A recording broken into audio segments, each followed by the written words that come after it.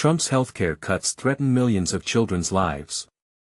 Imagine a hospital room where a mother pleads silently, her voice trembling, for her child to be discharged, not because the child is healthy, but because every night in the hospital means another $1,000 in debt. This is the stark reality for families like Danny's, a preschooler clinging to her mother, her tears echoing the weight of a broken system. And this is where it gets even more heartbreaking. Danny, once covered by the Children's Health Insurance Program, CHIP, is now uninsured, her fate hanging in the balance of bureaucratic red tape. But Danny's story isn't unique, it's a harbinger of what's to come for millions of children across America. In Texas, the situation is already dire. After the federal government ended automatic re-enrollment in CHIP and Medicaid in 2023, Texas began disenrolling poor children from these programs with ruthless efficiency. According to a joint investigation by ProPublica and the Texas Tribune, over 2 million Texans, mostly children, lost their coverage, often for trivial reasons like incorrect forms or missed deadlines. Here's the part most people miss: these aren't just numbers, they're lives. Lives like Danny's, whose mother now faces the impossible choice between her child's health and financial ruin. But Texas is just the beginning. Last week, Congress passed President Trump's budget bill, slashing $930 billion from healthcare spending. And this is where it gets controversial. While supporters claim these cuts will refocus funds on vulnerable populations, the reality is far more grim. Medicaid, CHIP, and even Medicare face drastic reductions, with experts estimating that 11 to 17 million Americans will lose coverage. This isn't just about balancing budgets, it's about lives. Experts predict over 50,000 preventable deaths each year as a result. Let's pause for a moment and ask ourselves, is this the kind of society we want to build? One where a child's life hangs in the balance because of paperwork? I've seen this firsthand. One of my patients, a child with epilepsy, ended up in the emergency room after her mother couldn't afford anti-seizure medication due to a lapse in Medicaid coverage. This wasn't just a medical failure, it was a systemic one. A preventable seizure turned into a costly hospital stay, all because of a broken system. I trained in Galveston, where nearly a quarter of Texans were uninsured. I saw patients with broken limbs denied orthopedics, heart attack survivors unable to follow up with cardiologists, and children with treatable cancers turned away from hospitals. These weren't just medical cases, they were human tragedies. Now, as a pediatrician in San Antonio, I've witnessed the difference robust healthcare programs can make. But even here, the cracks are starting to show. Here's the uncomfortable truth: poverty and healthcare are inextricably linked. Children who grow up in poverty are more likely to suffer from asthma, obesity, and even violence. They're more likely to die young. And yet, programs like Medicaid aren't just about saving lives in the moment, they're about breaking the cycle of poverty. They prevent debt, reduce costs, and give families a fighting chance. But with these cuts, we're not just dismantling healthcare, we're dismantling hope. Let's talk about the elephant in the room. Is it fair to force families into financial ruin for the sake of fiscal responsibility? Or to turn away children from clinics because their parents can't pay? I've seen the consequences of deferred care: infections that spread, newborns without prenatal care, and children turned away from specialists because of funding. This isn't just a policy issue, it's a moral one. As doctors, we take an oath to do no harm. But how can we keep that promise when the system itself is harmful? I fear that what's happening in Texas will become the norm nationwide. Rural hospitals are already closing pediatric units, and even mission-driven health systems may soon reach a breaking point. So, I ask you, where do we draw the line? Are we willing to sacrifice the health and future of millions of children for the sake of budget cuts? Or will we demand a system that truly values every life? The choice is ours. But the clock is ticking. Medicaid cuts, disabled children face life-or-death crisis. Imagine facing a life-or-death situation where your child's survival hinges on a government program that is now under threat. This is the stark reality for families like the Staggs, who find themselves in a precarious position as Medicaid faces significant cuts. Stacy Staggs's 11-year-old daughter, Emma, is unable to eat or breathe independently due to severe medical conditions. Every day, either Stacy or a nurse administers a doctor-recommended formula through a feeding tube, costing $25 per bottle, which totals $125 daily. This essential formula is currently covered by Medicaid, a program funded by both the federal government and states, but it is now facing drastic reductions due to a recent reconciliation package supported by President Donald Trump and his Republican allies. This legislation primarily affects non-disabled adults, who must either find employment or qualify for exemptions to keep their Medicaid coverage. Advocates are deeply concerned about the potential harm to vulnerable populations as states grapple with funding shortages resulting from the law's provisions. Emma suffers from bilateral vocal cord paralysis, which prevents her from swallowing or speaking, along with chronic lung disease and developmental delays. She spent the early months of her life in an intensive care unit after being born weighing just 1 pound, 9 ounces. Beyond the formula that sustains her, Medicaid also covers vital medical equipment in her North Carolina home, including a pulse oximeter, oxygen concentrator, and oxygen tanks for travel. The program also funds in-home health nurses who assist with her daily needs and occupational therapy at a local farm, which helps her develop strength and dexterity. Recently, she even benefited from horseback riding therapy that enabled her to climb stairs. The Staggs family is understandably anxious about the implications of the new law. They fear it could jeopardize their ability to afford Emma's care. The legislation reduces federal funding to states for Medicaid programs, forcing states to make tough decisions about which services to cut. In North Carolina, the program that supports Emma's formula, medical equipment, and therapy is known as the Katie Beckett Waiver, which is designed to help families with children who have complex needs and long-term disabilities receive care at home instead of in institutions. Stacy Staggs is particularly worried that this crucial support could be eliminated. "We would have to take out loans, sell our house, and move in with my mom," Stacy lamented. "We would face medical bankruptcy just to keep Emma alive." Officials from North Carolina's Department of Health and Human Services have not confirmed whether the waiver will be affected by the anticipated reduction in Medicaid funding. James Werner, a spokesperson for the department, stated in an email to USA Today that they are currently assessing the final legislation to understand its full impact on the state and its residents. These cuts not only affect those who rely on them directly but also place a strain on the systems and communities that support us all, Werner added. Millions of individuals with disabilities, both children and adults, depend on Medicaid for the medications, equipment, and personnel necessary to maintain their health and participate actively in their communities. Family caregivers, often mothers, frequently have to adjust their work lives, either switching jobs or leaving their careers entirely to care for their children with special needs. The proposed cuts to Medicaid could worsen this already challenging situation. For the Staggs family, the stakes couldn't be higher. "If we reach a point where we are no longer eligible, I can start counting down how much longer Emma will be alive," Stacy said. "This is not an exaggeration. It's the only thing she can consume. There are no alternatives." So, what exactly is Medicaid, who benefits from it, and what changes are on the horizon? Some states have chosen to expand Medicaid to assist families in covering essential items for their children with disabilities that other health insurance plans may not include, such as wheelchairs, specialized car seats, and communication devices. According to Sarah Rosenbaum, a professor of health law and policy at George Washington University's Milken Institute School of Public Health, no other program offers the level of support that Medicaid provides to its recipients and their families. "There's no recovery for a health system that has dismantled its Medicaid program," Rosenbaum emphasized. At the beginning of the year, nearly half of the 78 million individuals enrolled in Medicaid and the children's health insurance programs were children, as reported by the federal government.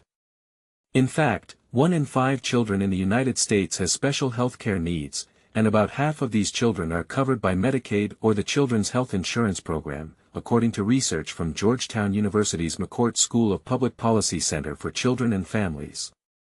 The cuts proposed by the Trump administration could leave nearly 12 million people without insurance by 2034, according to estimates from the Congressional Budget Office.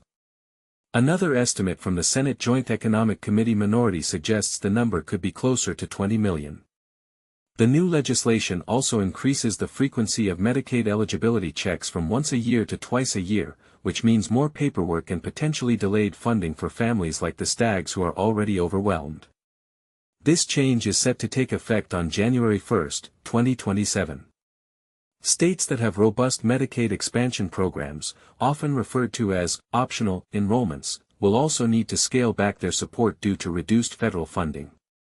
Critics of Medicaid often fail to grasp the program's significance, according to Kim Machino, Senior Director of Medicaid for the disability advocacy group The ARC.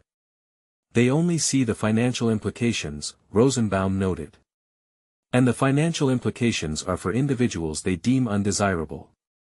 Supporters of the GOP's plan, including Speaker Mike Johnson, argue that the federal government must cut funding and that Medicaid needs to operate more efficiently.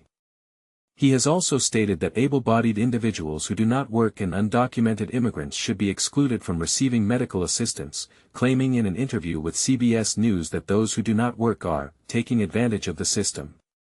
"We are focusing on eliminating fraud, waste, and abuse," Johnson asserted.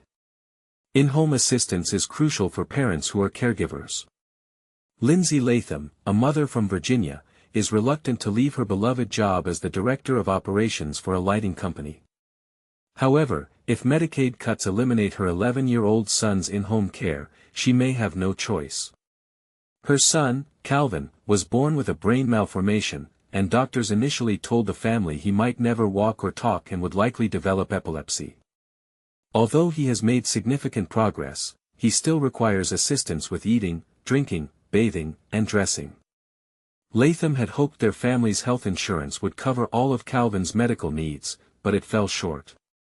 Medicaid has stepped in to cover the costs that her and her husband's insurance does not, including his car seat, adaptive stroller, speech device, anticonvulsant medications, and in-home care to help him get ready for school and back to bed at night. The process was not straightforward. Latham's son's Medicaid application was denied 3 times before he was finally enrolled through the Commonwealth Coordinated Care Plus waiver. Now, she is bracing for more bureaucratic hurdles with the new requirements that demand more frequent eligibility checks.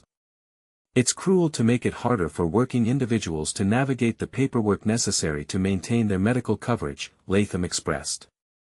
Her immediate concern is that the state may reduce or eliminate her son's attendant and respite care if the decreased federal match cannot support the hours he requires. She noted that the state's Medicaid budget is already stretched thin, and her son currently receives minimal hours through his Medicaid waiver. Calvin is also on a wait list for the Developmental Disability Community Living Waiver, which is also funded through Medicaid and provides in-home care. Latham has been informed that he may not be off the wait list until he turns 30, and she fears that the state will further cut or shrink the program. "This isn't just an immediate impact on Calvin's life, it's a lifelong issue," she said. The office of Virginia Governor Glenn Youngkin did not respond to USA Today's request for information regarding which programs may be cut or reduced due to federal Medicaid cuts. If Medicaid no longer covers her son's attendant care, especially during the summer when he is out of school, Latham fears that all caregiving responsibilities will fall on her, forcing her to become a stay-at-home mom. As the primary breadwinner, she understands that this would hinder their ability to make necessary updates to their home as Calvin grows and requires a wheelchair and wheelchair-accessible entryways. "We're not utilizing this support because we want to exploit the system, we need it. He needs it. He deserves a fulfilling and rich life within his community," Latham asserted. "The stakes are incredibly high." Mary Caruso was told that the odds of having a child with Friedreich's ataxia, a rare genetic disorder affecting the nervous system, were just 25%. Yet, she ended up with 2 children diagnosed with the condition. "We do play the lottery," Caruso joked. Now, 3 decades later, her family has established a routine that includes a rotation of over a dozen health attendants funded through Connecticut's Community First Choice program, a Medicaid expansion initiative under the Affordable Care Act. Both of her children, 35-year-old Alexandria and 38-year-old Sam, have jobs and actively participate in community events with the support of their staff. "We have some incredible people helping us. "I honestly don't know what we would do without them," Caruso said. The office of Connecticut Governor Ned Lamont did not respond to USA Today's inquiry about potential cuts or reductions to services for those enrolled in the Community First Choice program. If the state decides to reduce expansion programs due to federal Medicaid cuts, Caruso fears her children will lose their coverage, which would force her to take on the responsibility of helping them with daily activities like eating, drinking, bathing, and dressing. It's difficult to truly grasp the value of caregivers and these programs. We're talking about two individuals who want to be part of society. They have a right to be, and they cannot do it alone, Caruso emphasized. There is indeed a lot at stake. Caruso has no intention of ever placing her children in a facility. She would care for them herself until her last breath. But it wouldn't be easy, she admitted. For other family caregivers who have recently found respite, the prospect of losing Medicaid could force them back into caregiving roles if their adult children are removed from the program. James Rothschild's daughter was diagnosed with autism at the age of 3. He described the lengthy process of preparing her to live independently, often doubting whether it would ever be possible. However, Chloe Rothschild, now 32, moved out 2.5 years ago. To prepare for her move, Chloe practiced various skills for over a decade, working with her in-home aides, staying alone overnight, and learning to cook and clean. "I worked really hard to get here," she said. "I don't want to go backward." Chloe's direct support providers, funded through a Medicaid waiver, assist her for 1 to 3 hours, 4 to 5 days a week, helping her with cooking, cleaning, shopping, and organizing. "I'm really thriving," she stated. "I'm continuing to make progress and gain skills. Just this past weekend, I traveled for work for the first time ever without anyone accompanying me." Dan Tierney, Deputy Director of Media Relations for Ohio Governor Mike DeWine's office, mentioned that the state is still reviewing the bill for potential impacts. "However, we do not anticipate any major cuts in Ohio as a result of the bill's passage," Tierney wrote in an email to USA Today. Rothschild remains skeptical. If Medicaid cuts reduce her support hours or eliminate them altogether, she fears it could lead to a regression in her skills and threaten her independence. She wonders, could this mean I have to move back in with my family? Without in-home assistance, her father believes it would be devastating for their family. "It would not be good for us," he said. Emma Staggs, like many others, will never be able to live independently. Medicaid has funded nearly $4 million of her life-saving care over the past 12 years, according to her mother. This amount only covers a portion of the services she requires to survive, with the remainder being paid for by her father's private insurance. Staggs is outraged about the potential loss of Medicaid and what it could mean for her family and others in similar situations. Their future now hangs in the balance, dictated by state decisions. The ultimate goal of all this is to reduce the number of people receiving support, and it will disproportionately affect those with disabilities and those unable to participate in the workforce, she said. In the days leading up to the bill's passage, she and her family lobbied in Washington, D.C., and they now plan to focus their efforts on their state lawmakers. In the meantime, Staggs has resorted to rationing the formula by diluting it with water or occasionally giving her daughter Gatorade instead. She has also scheduled an appointment with Emma's doctor to explore alternative feeding options or to secure a backup supply of the formula while they still have Medicaid coverage. "That's what truly terrifies me," Staggs admitted. "When they talk about an end date for Medicaid, it feels like they're putting a timeline on Emma's life." Medicaid cuts threaten families with disabled children, York County Forum. A mother from York County, who relies on Medicaid to support her disabled son, is deeply concerned about potential funding cuts. A recent forum highlighted these fears. The absence of elected officials at a York County forum discussing the implications of the Big Beautiful Bill raised eyebrows. The proposed reductions to Medicaid could have severe consequences for families with disabled children who depend on this vital program. Leslie Seiford's oldest son, Landon, was born in September 2010 with pontocerebellar hypoplasia, a rare genetic disorder that leads to the underdevelopment of critical areas of the brain, specifically the pons and cerebellum. This condition has resulted in significant disabilities for Landon, rendering him unable to sit, crawl, walk, or use his hands. He relies on a feeding tube for nourishment and is entirely dependent on others for his daily care and survival. Leslie is employed by Delta Borough, while her husband practices as an eye doctor at Johns Hopkins in Baltimore. They are fortunate to have excellent health insurance through her husband's employer, which serves as their primary coverage. However, the financial burden of Landon's care falls largely on Medicaid, the federal health insurance program designed for low-income individuals and those with disabilities. According to Leslie, Medicaid covers many essential aspects of Landon's care, including the supplies for his feeding tube, which cost approximately $3,000 each month, as well as the private nurse who accompanies Landon to school and provides care while Leslie is at work. Other necessary items, such as his wheelchair, are also funded through Medicaid, which is crucial for his survival. Leslie expressed her concerns, stating, "Without Medicaid, my husband and I would be unable to afford our son's care. If we lose it, we won't even be able to cover a single month of his medical expenses." The uncertainty surrounding the future is daunting. The recently enacted Big Beautiful Bill, as it has been labeled, proposes a staggering $900 billion cut to Medicare's budget, marking the most significant reduction to this insurance program since it was established in 1965.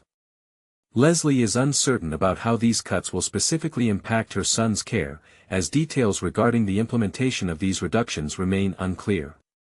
However, she believes it is logical to assume that anyone on Medicaid will be affected. "You can't cut $900 billion from Medicaid and expect it not to impact everyone," she remarked. The proposed cuts to Medicaid would not only affect those who directly receive benefits but would also create a ripple effect throughout the community. Rural hospitals and nursing homes that depend on these funds for their operations may be forced to close their doors. Additionally, insurance premiums could rise across the board as hospitals struggle to cover the costs of treating uninsured patients in emergency situations. This situation is just one example of the far-reaching consequences of reduced federal funding, a topic that was discussed at a League of Women Voters forum held on Wednesday evening at Southeastern Intermediate School in Fawn Grove. The absence of politicians at the forum was notable. Organizers had extended invitations to elected officials to hear firsthand from those who would be impacted by the legislation they support, yet only York County Commissioner Doug Hoke attended. U.S. Representatives Scott Perry and Lloyd Smucker, both Republicans who represent York County and voted in favor of the bill, declined the invitation, as did the state's two U.S. Senators, Democrat John Fetterman and Republican Dave McCormick. State officials, including Democratic Governor Josh Shapiro and members of the local legislative delegation, also did not attend. Carla Tolan, the moderator and secretary of the York County chapter of the League of Women Voters, expressed disappointment over their absence, emphasizing that the forum was designed to be nonpartisan and constructive. The discussions highlighted how the loss of federal funding could impact nearly every facet of life in the county, often in unexpected ways. For instance, Aaron Faw, director of the Stewartstown Senior Center, explained that cuts to public transportation could lead to the closure of senior centers. These centers receive government funding based on the number of individuals they serve, and if seniors cannot access transportation, many of whom rely on public transit due to their inability to drive, the centers may be forced to shut down. "We can't serve people if they can't get to us," she stated. Shortfalls in the transit budget could lead to the elimination of routes or increased fares, with rural routes being the first to be cut. This situation would not only affect senior centers but also hinder seniors' ability to attend medical appointments and shop for groceries. If transportation costs rise, seniors will have less money available for essential needs like food and housing. The impact of these cuts extends beyond the elderly. Working families struggling to make ends meet will also feel the repercussions. "Working families are just one emergency away from financial ruin," noted Natalie Gunderson, president and CEO of the York County Community Foundation. Statistics reveal the severity of the situation. 1 in 5 residents in York County is enrolled in Medicaid, and state estimates suggest that over 9,000 individuals could lose their health care coverage due to the cuts and stricter eligibility requirements. Additionally, around 3,000 people may lose their SNAP benefits, resulting in an average loss of $187 per month for groceries. Gunderson pointed out that 1 in 4 families spends more than they can afford on housing, exceeding 30% of their income, leading to a spike in evictions, which currently stand at about 7,500 annually, leaving many families homeless. Although the foundation does not receive federal funding, Gunderson indicated that it is already feeling the pressure. "We're at a tipping point," she said. "Philanthropy cannot meet these needs. These issues are not just numbers, they represent our friends and neighbors in the community who require assistance. The cuts will affect more than just basic necessities, they will also impact parks that enhance the community's quality of life." Federal funds from the U.S. Fish and Wildlife Service are intended to flow through the state to local governments for park development, particularly in flood-prone areas, to help mitigate flooding effects.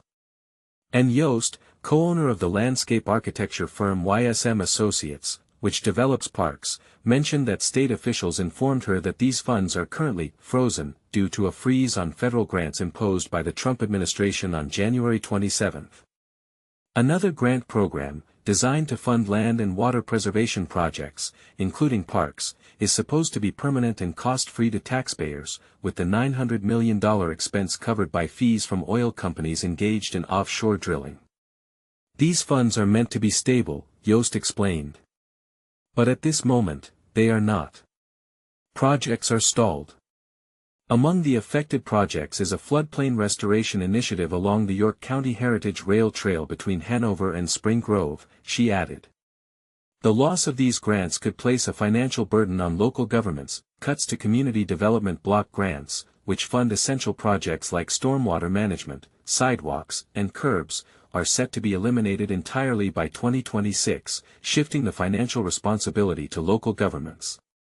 Last year, municipal governments in York County received $3 million in grant funding for 2024 to 2025, according to Jessica Fieldhouse, planning manager for the C.S. Davidson engineering firm. Local taxpayers may also face increased burdens due to cuts in education funding. Gregory Anderson, assistant superintendent of the Southeastern School District, who oversees federal programs, noted that while his small district may not feel the impact significantly, larger districts such as York City, Dallastown, and Red Lion could face substantial cuts to essential programs, potentially leading to local tax increases. He warned that previously allocated funds might not be dispersed, stating, "If those funds are taken away, the burden will fall on the local community." Cuts to the Federal Emergency Management Agency, FEMA, will also have local repercussions. Fieldhouse reported that one small borough in York County received $600,000 from FEMA to repair a damaged stream channel to alleviate flooding issues. In Dover Township, Yost noted that FEMA funds were utilized to purchase homes in flood-prone areas, assisting residents in relocating. Without this funding, the financial burden of recovering from natural disasters would increase significantly and would be shouldered by local governments. Some of the proposed cuts, particularly those targeting Medicaid, strike at the very core of community support. Leslie Seiford, a native of Delta, expressed her fears directly. "It's terrifying," she said, acknowledging her membership in a support group for parents of children with special needs, where not a single member supports the big beautiful bill. Many parents have begun stockpiling essential supplies, filling their garages with feeding tube supplies, diapers, and other necessities in anticipation of potential Medicaid cuts. Parents of children with special needs are exhausted from having to fight for everything, she lamented. Leslie admitted she has not reached out to her congressman, stating, "I've given up on Lloyd Smucker, he never shows up." She concluded with a poignant observation, saying, "The sheer inhumanity of this situation is mind-boggling. I can't comprehend how we've reached a point where we view human beings as unworthy